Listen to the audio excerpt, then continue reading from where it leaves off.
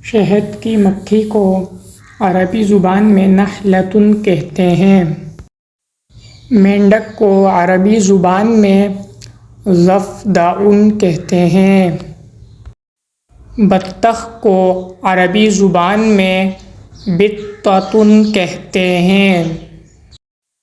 چیونٹی کو عربی زبان میں نمل کہتے ہیں۔ چوہے کو عربی زبان میں فارۃ کہتے ہیں۔ ہمارے چینل کا حصہ بننے کے لیے ہمارے چینل کو سبسکرائب کریں اور بیل آئیکن کے بٹن کو پریس کریں